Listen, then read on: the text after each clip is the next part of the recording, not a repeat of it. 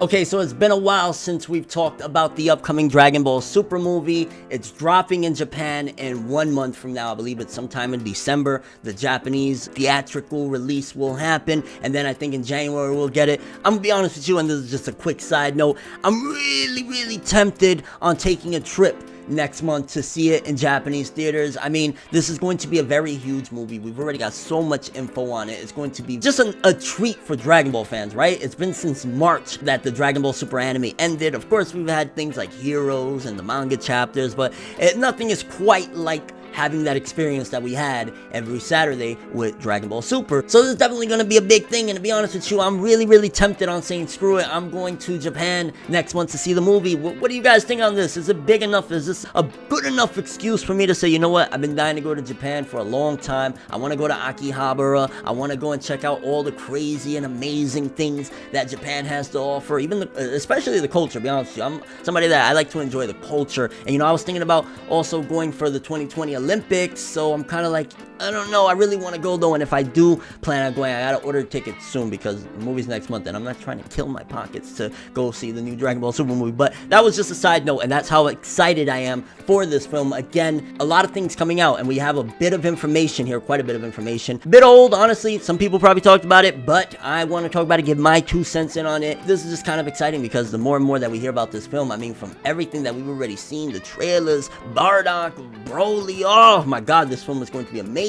But let's take a look at what we have here. Again, I believe this is from, I want to say, some notes from an anniversary event where they got like interviews and stuff like that from people from the cast of the Dragon Ball movie and things of that nature, and I think even the producers, if I'm not mistaken. But yeah, we'll read and I'll, you know, give my input as we go. But I'm excited. Dragon Ball Super movie is so close. Oh my gosh, it's been too long, baby. Let's jump into it. And by the way, yes, these are longer notes on the Dragon Ball Super Broly news segment from Dragon Ball Heroes 8th anniversary event with Masako Nozawa, Bin Shimada, Tatsuya Nagamine, and Akio Iyoku. Iyoku helped Toriyama work out the plot, which features both the present day and Goku, Vegeta, Broly as kids, even showing their fathers. So once again, as they've been pushing, I don't want to say from the get-go, I think midway through, especially with some of the latest stuff, this is definitely going to be marketed and really pushed forth as like this triangle of these 3 Saiyans and how their destiny was all meant to collide of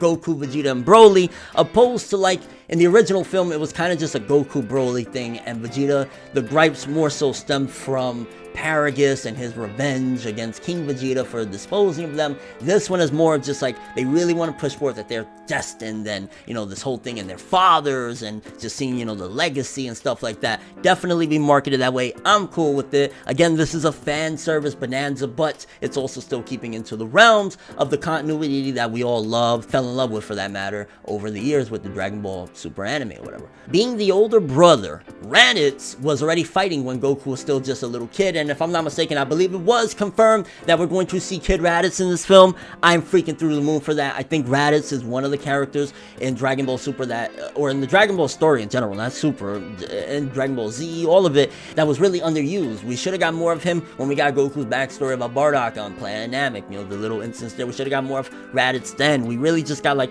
hey, Raditz, he was a weakling, he got dusted off, and occasionally we get him mentioned once in a blue moon, but Raditz was really underused, so to be able to put him in here and remind people like, yo, you know, this all, the Z portion that everybody fell in love with started with Goku's older brother attacking Earth and trying to bring his brother back. So putting that in there and reminding people also, like, if Goku has this father, Bardock, and Raditz is his brother, let's see that as well. I want to see a scene, and I'm hoping we see a scene of like a flashback of Bardock interacting with Raditz. Maybe he was like kind of not content with his power level. Maybe it was like, you know, he's a weakling just like me, but Raditz had ambition, and maybe Raditz really wanted to prove to Bardock. There's a lot that we could do with Raditz that he was really just underused. Did he want to prove himself to Bardock? Did he feel like, you know, he had this love and admiration for him and he wanted to try and show that even though he was weak? Or did he not care at all? Was he just an idiot? Expand on Raditz with this opportunity that we have of him being a little kid in the film. Nappa is in his 20s or 30s in the film's flashback portion, so this is again back in those earlier days of Nappa.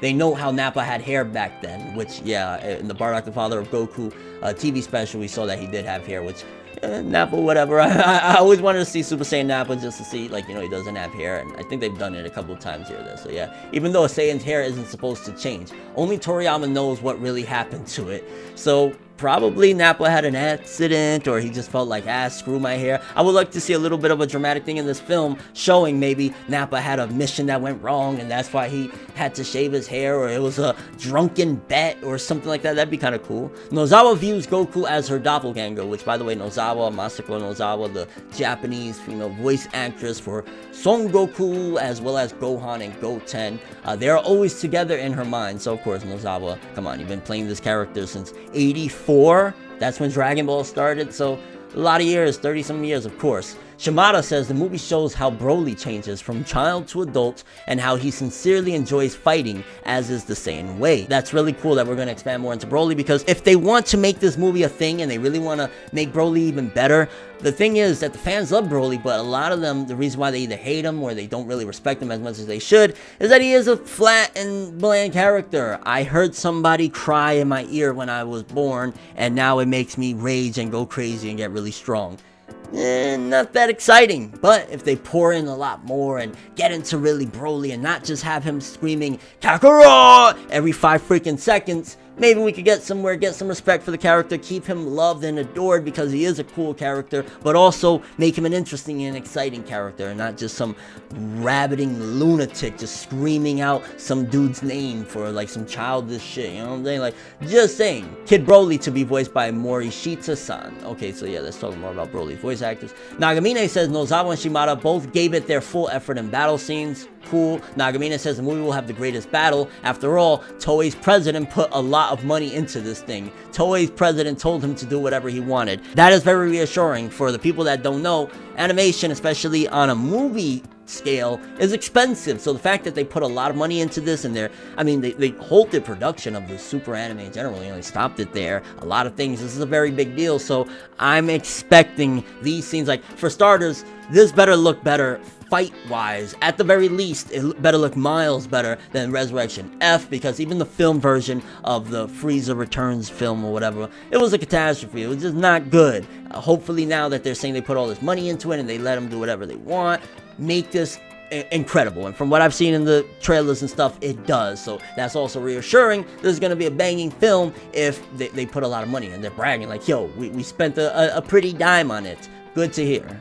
Nozawa is at a loss of words on how to describe the movie. Says it's not only the best fighting of any Dragon Ball movie, but it is also the most interesting for her. And I think, again, that goes to show that them expanding on in this film on these characters is going to be a key and pivotal factor of the whole thing, because again, okay, whatever the threat is that Goku and Broly are fighting, but if it's mainly going to focus in on the history of the Saiyans and go into Bardock and Broly and all of that stuff, Paragus and King Vegeta and all of them, you know, maybe see like them cross paths at some given point. And Bardock and Paragus were both like lower levels, they could have crossed paths, and King Vegeta might have felt like these guys are like Bardock's crew are gaining up. And I think we do have a scene where we're going to see Paragus. Yeah, of course, because if King Vegeta is the one that ordered to begin with, so we're going to get some stuff like that, and I'm going to be excited with that. And again, if Nozawa was saying that, that's because it's going to put a lot of emphasis on exploring these characters. That's, again, really good. Shimada says the battle scenes are very fast-paced, but it's color-coded to keep things from getting too confusing. Attacking characters being one color, and attack characters for another, for instance.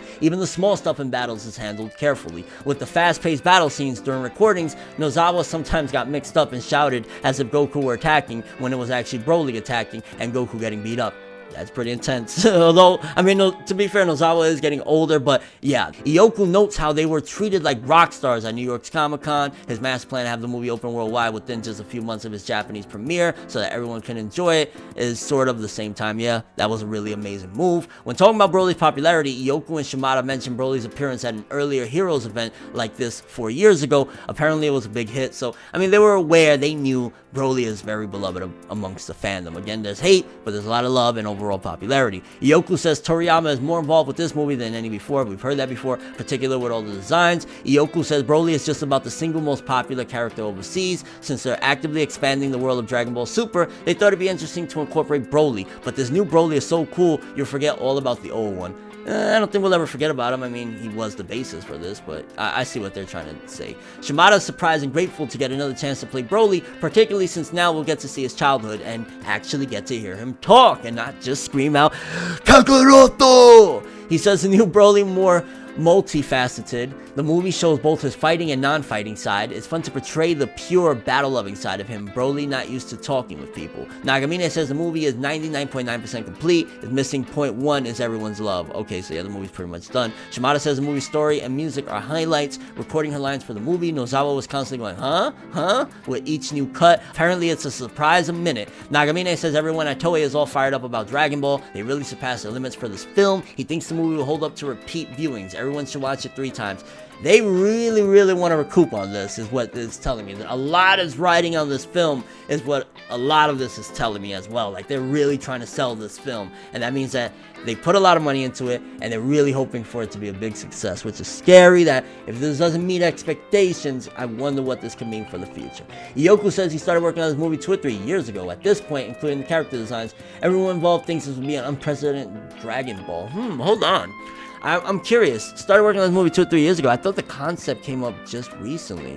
That is interesting. I'm wondering who's telling the truth. Maybe he's misremembering, or maybe just in general, like, they wanted to make a new movie right after the Frieza film. I don't know. That's a little interesting. And yeah, I believe that's what we have so far. Honestly, a lot of interesting tidbits. And again, it seems as though they put a lot of money into this. And if it doesn't do well, I don't know what's going to happen afterwards. But they definitely are banking on this Dragon Ball Super Broly film being a mega success and making them money. Kind of curious what you guys think about all this, though. How do you feel? Do you think this is going to be a huge film? What do you think about them really pushing forth that they're going to go into the characters and the backstories of these 3 in particular? It's a Saiyan Bonanza, it's fan service, but I'm excited nonetheless. But that is all I have for this one. Thanks for watching. Hope you enjoyed. If you liked anything I had to say or enjoyed the video, drop me a like. I'd greatly appreciate it. And if you want more from me, make sure to subscribe. Follow me on Twitter, Instagram, hit the bell to get all notifications of my videos. And if you want to follow any of my other social media, links of course are in the description below. I'm ForneverWorld, and as always, people, have an awesome day, and remember the golden rule: anime and manga for life, boy. Bow. Have an awesome day. It feels good to be back. This is the first time I'm saying that in, like, I don't know, it's been a while, but I'm back, baby. Make a major move, laugh and let the haters lose. We don't give a fuck, virginity intact, cream stack. Paper rules, if you heard it, best believe that. But now it's whatever, one day I'll be your favorite, but never. No matter how you get it done, no matter how you